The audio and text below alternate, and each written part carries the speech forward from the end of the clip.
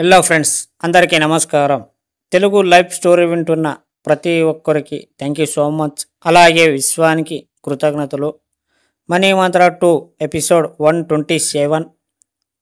భారతదేశపు ఆర్థిక పరిస్థితి చాలా మెరుగయ్యింది. ఆలోచన విధానంలో చాలా మార్పు వచ్చింది.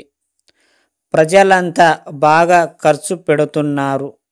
జీవన సరళిలో చాలా మార్పు వచ్చింది. జీవన విధానం చాలా మెరుగయ్యింది. ఇలాంటి మాటలు విన్నప్పుడు వెంటనే మీ పరిస్థితులను మీరు బేరీజు వేసుకున్నప్పుడు మీకు ఆశ్చర్యం వేస్తుంది. నేను నా పరిస్థితిలో ఏ మార్పు రాలేదే. ఆర్థిక దుస్థితి గురించి ఆలోచిస్తూ మీరు బాధపడే తీరు మిమ్మల్ని నిరుత్సాహపరుస్తాయి. ఎందుకంటే ఒకప్పటి మీ జీవితానికి ఇప్పటికి మీ జీవితానికి ఎంతో తేడా ఉంది కాబట్టి.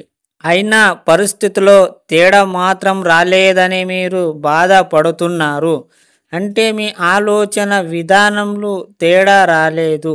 ఆలోచన విధానంలో తేడా రానంత మట్టుకు దేశ పరిస్థితులు మీ మీద ప్రభావం చూపలేవు. ఒక్కసారి మీ ఆలోచన విధానంలో మీరు ఉన్నతంగా ఊహించుకోవడంలో జీవితంలో మెల్లిగా మార్పు సంభవిస్తుంది. అంటే మీకంటే దిగువ స్థాయిలో ఉన్నవారి కంటే మీరు ఎంత ఉన్నత స్థితిలో ఉన్నారు, ఎంతవరకు మీరు ఖర్చు పెట్టే విధానం మీరు ధనవంతులని తెలియజేస్తుంది.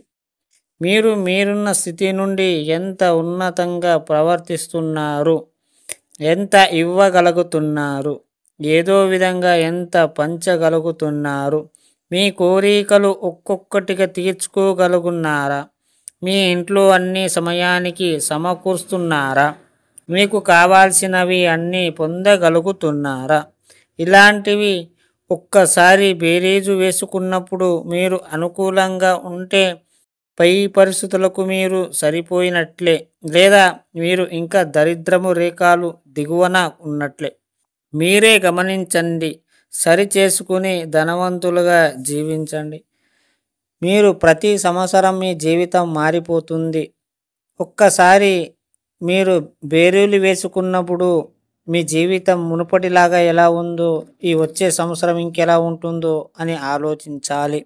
ఎప్పుడైతే ఒక్కసారి వెనక్కి తిరిగి చూస్తే అప్పుడు ఎలా ఉందో మీ జీవితం, ఇప్పుడు ఎలా ఉందో అనేది మీరు ఆలోచించాల్సిందే. సో మీరు మార్చేది ఒకటే. ఈ సబ్జెక్ట్లో వచ్చిన తర్వాత మీ జీవితం ఖచ్చితంగా మారుతుంది. చాలామంది మారుతున్నారు. డబ్బు, సంపద, ఐశ్వర్యంతో చాలా ప్రశాంతంగా కూడి ఉన్నారు. ఎంతో డబ్బులు, వాళ్ళు ఊహించలేనంత డబ్బులు, సక్సెస్ ప్రతి ఒక్కటి సంపాదించారు. కేవలం ఈ సబ్జెక్ట్లో ఉన్న ప్రతి ఒక్కరికి నేను మనస్పూర్వకంగా కృతజ్ఞతలు చెబుతున్నాను. ఎందుకంటే వాళ్ళు ఎవరైతే ఈ సబ్జెక్ట్ని పట్టుకున్నారో వాళ్ళ జీవితంలో చాలా ఎదిగారు. కాబట్టి మీరు కూడా ఎదగాలి అంటే ఈ సబ్జెక్ట్లో ఒక్కసారి రండి, అర్థమవుతుంది మీకే. ఇంతవరకు విన్న ప్రతి ఒక్కరికి థ్యాంక్ యూ సో మచ్.